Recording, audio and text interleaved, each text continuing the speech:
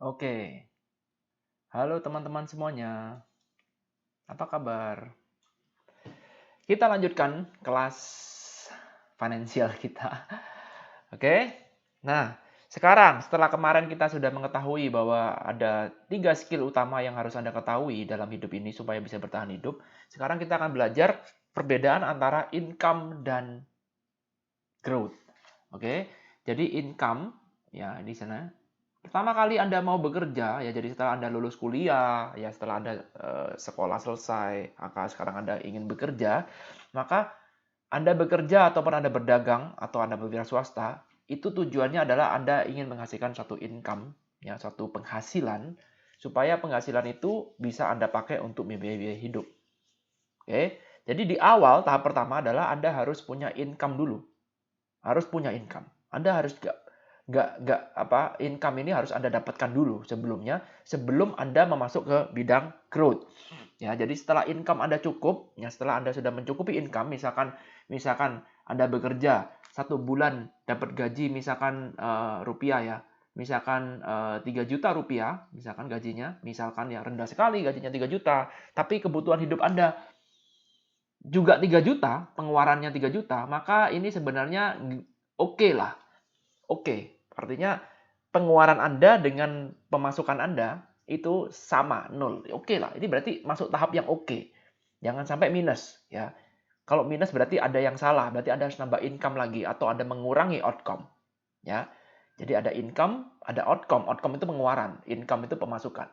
Ya, jadi ketika ini jadi minus, maka Anda harus mereview ulang, Anda harus nambah income atau Anda mengurangi outcome, hidup hemat. Ya, pengeluaran yang nggak perlu ditutup. Jangan langganan ini, langganan itu. Udah, nggak perlu handphone, nggak perlu bagus-bagus. Semuanya, pokoknya kita hemat. Supaya apa? Supaya kita minimal jadi nol. Minimal jadi nol. Oke?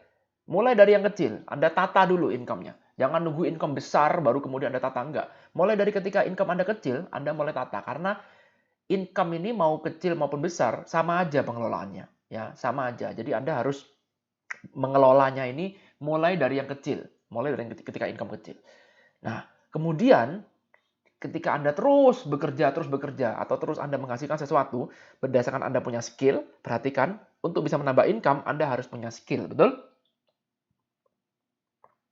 Ada skillnya, mungkin Anda jago sales, mungkin Anda jago komputer, mungkin Anda jago matematika, atau Anda mungkin jago apapun itu, pasti Anda harus punya skill. Anda menukar skill Anda dengan income. Ya, perhatikan. Anda menukar skill Anda dengan income. Jadi, Anda itu menukar skill, bukan menukar tenaga. Tenaga pun tetap sama ya. Kalau misalkan contoh sederhana gini, saya eh, saya misalkan misalkan saya tukang becak misalkan.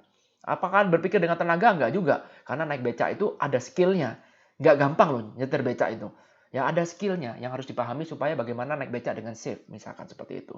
Ada skillnya. Cuman memang ada skill itu ada yang ada low income skill, high skill, ada yang high income skill, ada yang low income skill.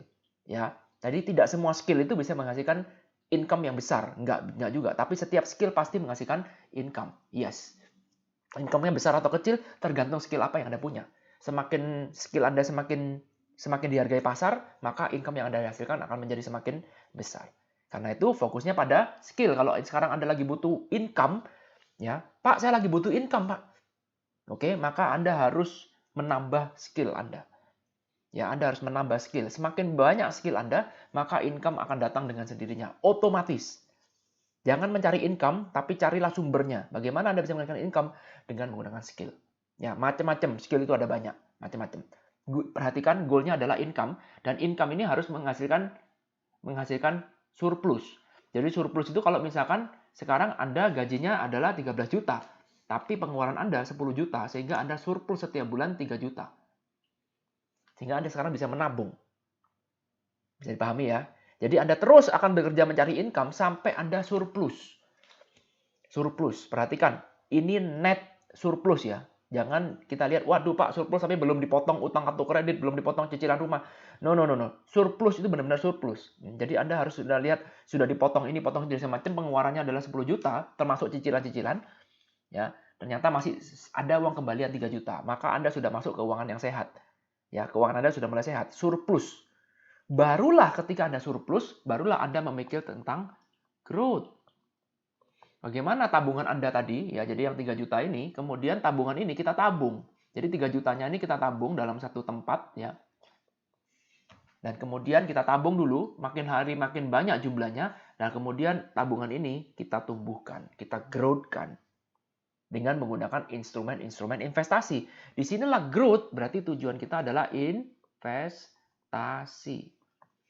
Tujuan kita adalah investasi, bukan trading.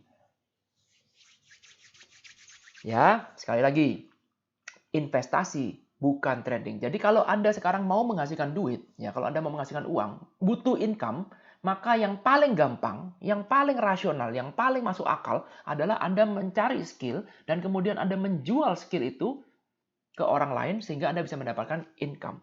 Bukan dengan cara trading. Anda akan sangat susah sekali ya, sangat sulit sekali apabila Anda mau menambah income dari dunia trading, dari dunia financial. Sulit sekali. Kenapa? Karena trading short term itu sifatnya random. Ya, sulit. Bukan berarti nggak mungkin ya. Sulit. Jauh lebih gampang Anda melakukan menjual skill. Contoh sederhana, misalkan saya jual seminar. Saya ajarkan bagaimana caranya Anda menumbuhkan uang Anda misalkan. Saya tahu caranya. Nah, saya menjual skill saya untuk mendapatkan income dalam bentuk seminar. Berapa seminarnya? Misalkan harganya adalah $3.000. Yes, inilah tarif saya. Maka bagi saya lebih gampang mendapatkan $3.000 ini daripada saya harus trading, betul nggak? Udahlah buka-bukaan lah, iyalah. Nggak ada yang salah dengan itu.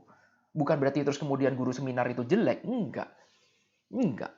Namanya skill, ya. Selama skillnya itu ilmunya yang dia jual berguna, why not? Gitu. Yang parah adalah kalau ilmu nggak berguna dijual. Nah itu yang parah. Ya, tapi kalau selama itu berguna, why not?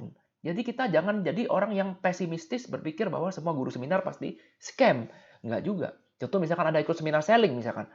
Seminar bagaimana cara menjual, bagaimana cara berbisnis, bagaimana menjalankan satu bisnis, manajemen bisnis, bagaimana memimpin orang. Banyak hal Anda bisa belajar tidak mesti di sekolah.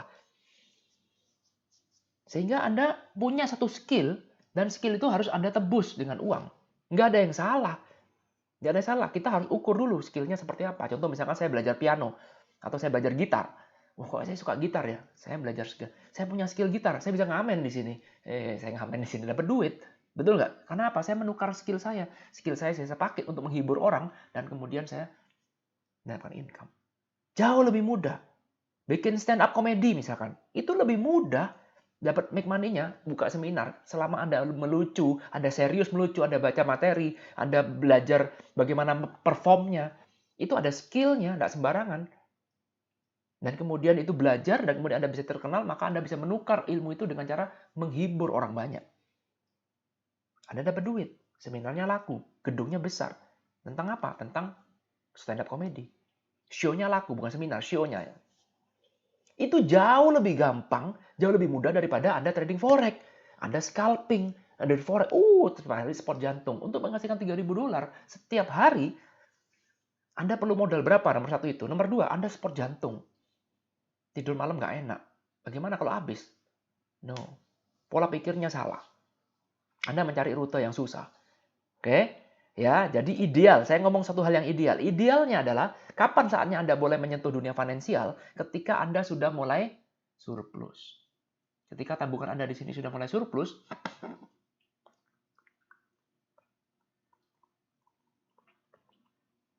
maka itulah saatnya Anda sekarang bermain-main dengan dunia finansial. Apapun lah, terserah Anda lah. Anda mau suka trading, boleh silakan trading. Anda mau investasi, silakan investasi. Oke? Nah, ketika surplus, maka kemudian Anda tumbuhkan uangnya itu dalam bentuk growth. Ya, ini ada satu ilmu yang sangat-sangat penting, ya. Sangat-sangat penting yang saya ajarkan di kelas. Ya, beruntung Anda mendapatkan ilmu ini dengan gratis. Oke? Yaitu growth dan income. Oke? Perhatikan, ketika Anda mencari fokusnya, jadi Anda melihat fokusnya apa?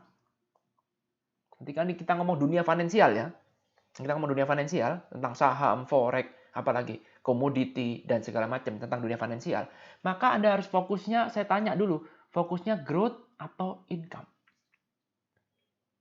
Itu ada, simple dulu, growth atau income. Apa itu growth, apa itu income? Dalam dunia finansial, kita akan bahas di dalam video selanjutnya. Oke? Sabar dulu. Saya ingin lihat dulu responnya. Kalau cukup oke, akan bahas. Kalau enggak, ya sudah nggak perlu lah. Karena tidak semua orang membutuhkan ini. Tapi kalau Anda tidak mengetahui perbedaan antara growth dan income, maka investasi Anda atau trading Anda pasti akan carut-marut, gak karu-karuan. Nah, inilah yang menyebabkan kenapa orang kalau misalkan main saham, beli saham misalkan saham ABC, harganya misalkan $100, ya, target marketnya cuma 105, tapi begitu sahamnya kena virus corona, turun sampai $60, ini ditahan terus. Kalau profit cuma 5, tapi kalau loss sampai seadanya duit. Kenapa bisa begitu? Karena orang ini ya tidak mengetahui perbedaan mana itu growth, mana itu income. Tidak punya rencana investasi. Inilah yang saya lakukan, inilah yang saya alami dulu. Karena itu saya ingin sharingkan kepada teman-teman supaya teman-teman tidak mengalami ini. Karena itulah teman-teman harus belajar ilmunya. Ya, belajar ilmunya, belajar skillnya. Bagaimana caranya untuk memanage uang.